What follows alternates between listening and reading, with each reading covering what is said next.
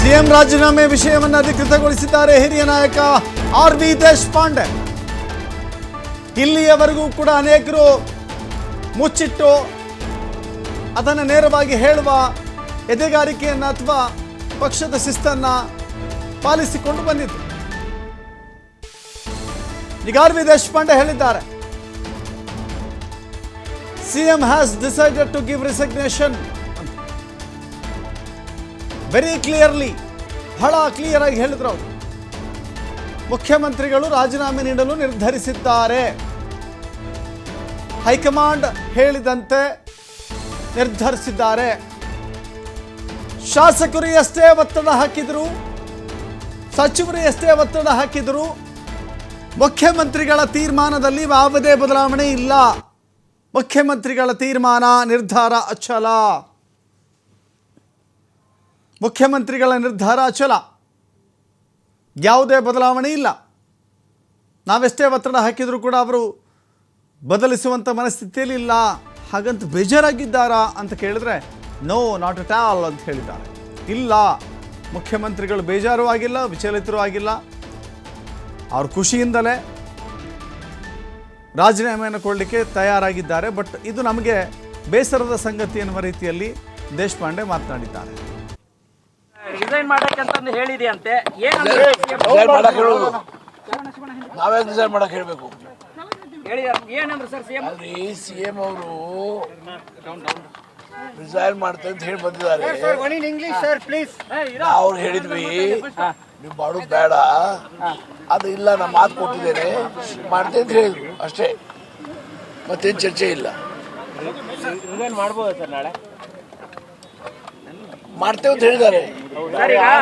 ಇರಪ್ಪ ಒಂದು ನಿಮಿಷ ಸರ್. ಈಗ ಎಲ್ಲ ಶಾಸಕರು, ಕೆಲವು ಶಾಸಕರು ನಿಮ್ಮ ಪರವಾಗಿ ಸಿಗ್ನೇಚರ್ ಮಾಡಿ ಕಳಿಸ್ತೀವಿ ಅಂತ ಏನಾರು ಹೇಳಿದ್ರ ಸರ್? ಇಲ್ಲಿ ಶಾಸಕರು ಯಾರು ಮೀಟಿಂಗ್ ಬಂದಿದ್ರು ಅವರೆಲ್ಲರೂ ಹೇಳಿ ಒಕ್ಕಡದಿಂದ ಹೇಳಿದ್ರು, ನೀವು ಕಂಟಿನ್ಯೂ ಆಗಬೇಕಂತ ಹೇಳಿದ್ರು. ಅವ್ರು ಹೇಳಿದ್ರು ಇಲ್ಲ, ಹೈಕಮಾಂಡ್ ನಾನು ಹೇಳಿದಾಗ ಹೈಕಮಾಂಡ್ ನಾನು ಹೇಳಿದ್ದೇನೆ, ಹಾಗಾಗಿ ಅಷ್ಟೇ ಅವ್ರು ಹೇಳಿದರು.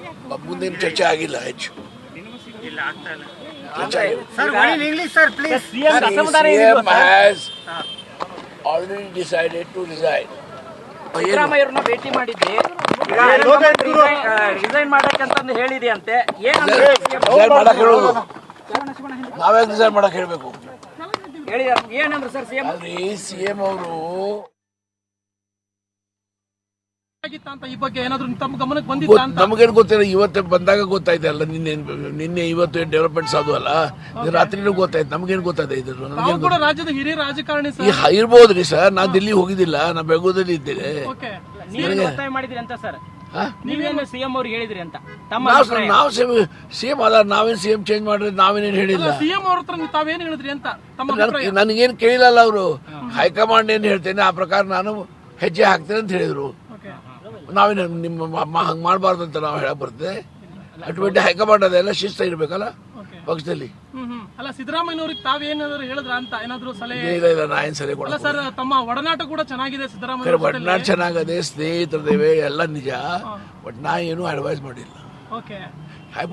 ಹೈಕಮಾಂಡ್ದವರು ಒಂದು ನಿರ್ಣಯ ಮಾಡಿದಂತ ನಾ ಅದ್ರ ವಿರುದ್ಧ ಏನ್ ಹೇಳಕ್ ಬರ್ತದೆ, ನನಗೂ ಮಾತಾಡಬಹುದು.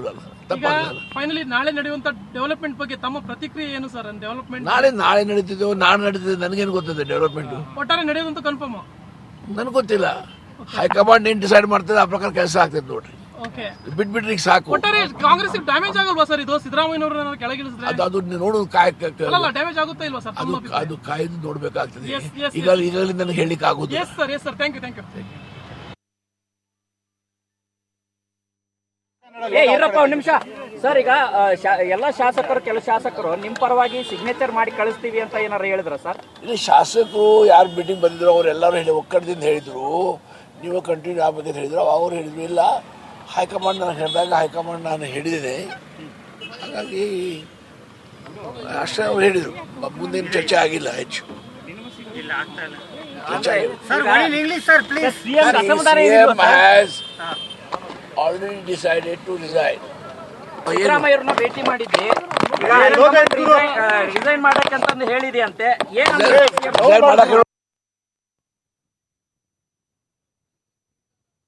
ಹೈಕಮಾಂಡ್ ಏನು ಹೇಳ್ತೇನೆ ಆ ಪ್ರಕಾರ ನಾನು ಹೆಜ್ಜೆ ನನಗೇನು ಕೇಳಿಲ್ಲ ಅವರು. ಹೈಕಮಾಂಡ್ ಏನು ಹೇಳ್ತೇನೆ ಆ ಪ್ರಕಾರ ನಾನು ಹೆಜ್ಜೆ ಹಾಕ್ತೇನೆ ಅಂತ ಹೇಳಿದ್ರು. ಓಕೆ ನಾವೇನು ನಿಮ್ಮ ಹಂಗೆ ಮಾಡಬಾರ್ದು ಅಂತ ನಾವು ಹೇಳಕ್ ಬರ್ತದೆ. ಅಲ್ಟಿಮೇಟ್ಲಿ ಹೈಕಮಾಂಡ್ ಅದೆಲ್ಲ ಶಿಸ್ತ ಇರ್ಬೇಕಲ್ಲ ಓಕೆ ಪಕ್ಷದಲ್ಲಿ. ಅಲ್ಲ ಸಿದ್ದರಾಮಯ್ಯನವ್ರಿಗೆ ತಾವೇನಾದ್ರು ಹೇಳಿದ್ರ ಅಂತ ಏನಾದ್ರು ಸಲಹೆ? ಇಲ್ಲ ನಾ ಏನು ಸರಿ ಅಲ್ಲ ಕೊಡಲ್ಲ. ಸರ್ ತಮ್ಮ ಒಡನಾಟ ಕೂಡ ಚೆನ್ನಾಗಿದೆ ಸಿದ್ದರಾಮಯ್ಯ ಒಟ್ನಾಡ್ ಚೆನ್ನಾಗದೆ, ಸ್ನೇಹಿತರದೇವೆ ಎಲ್ಲ ನಿಜ.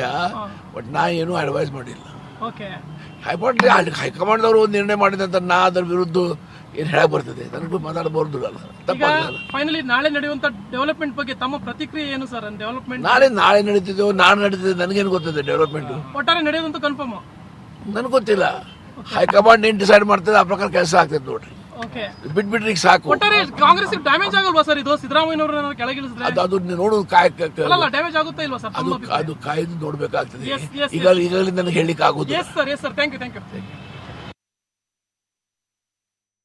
ಅಂತ ಏನಾದ್ರು ಸಲಹೆ? ಇಲ್ಲ ನಾ ಏನು ಸರಿ ಅಲ್ಲ ಕೊಡಲ್ಲ. ಸರ್ ತಮ್ಮ ಒಡನಾಟ ಕೂಡ ಚೆನ್ನಾಗಿದೆ ಸಿದ್ದರಾಮಯ್ಯ ಒಟ್ನಾಡ್ ಚೆನ್ನಾಗದೆ, ಸ್ನೇಹಿತರದೇವೆ ಎಲ್ಲ ನಿಜ. ಬಟ್ ನಾ ಏನು ಅಡ್ವೈಸ್ ಮಾಡಿಲ್ಲ.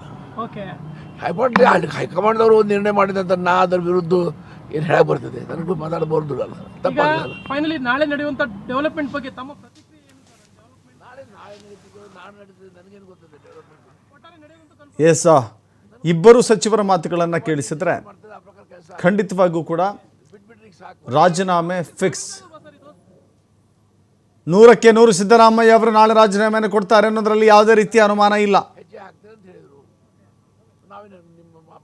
100%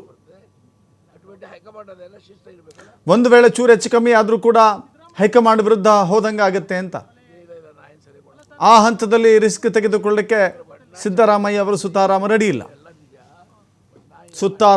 ಇಲ್ಲ. ಸತೀಶ್ ಜಾರಕಿಹೊಳಿ ಅವರು ದೆಹಲಿಯಲ್ಲಿ ಮಾತನಾಡ್ತಾ ಹೇಳಿದರು, ಹೌದು ಅಧಿಕೃತವಾಗಿ ನಾವು ಮಾತನಾಡೋಕ್ಕಾಗೋದಿಲ್ಲ, ಅದನ್ನು ರಾಜೀನಾಮೆ ನೀಡುವ ವಿಚಾರವನ್ನು ಅಧಿಕೃತವಾಗಿ ನಾವು ಮಾತನಾಡೋಕ್ಕಾಗೋದಿಲ್ಲ, ನಿರ್ಧಾರ ಅಂತೂ ಆಗಿದೆ, ಬಟ್ ಅಧಿಕೃತವಾಗಿ ನಾವು ಹೇಳೋಕ್ಕಾಗುತ್ತಾ ಅಂತ ಹೇಳಿದರು.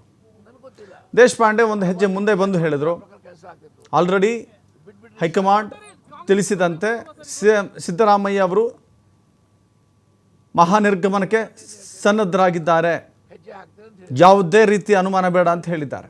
ಜೊತೆಗೆ ಅವರ ಬೇಸರ ಈ ರೀತಿ ಆಗಿರೋದು ಸರಿಯಲ್ಲ ನಮ್ಮ ಬೇಸರವನ್ನು ಕೂಡ ವ್ಯಕ್ತಪಡಿಸಿದ್ದಾರೆ.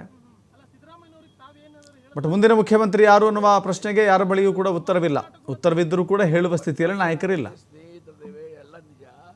ಉತ್ತರವಿದ್ದರೂ ಅದನ್ನು ಬಹಿರಂಗವಾಗಿ ಮಾತನಾಡುವಂಥ ಸ್ಥಿತಿಯಲ್ಲಿ ಯಾರೂ ಇಲ್ಲ. ಹೀಗಾಗಿ ಕಾಂಗ್ರೆಸ್ ವಲಯದಲ್ಲಿ ಚಟುವಟಿಕೆಗಳು ಬಹಳ ಜೋರಾಗ್ತಾ ಇದ್ದಾರೆ.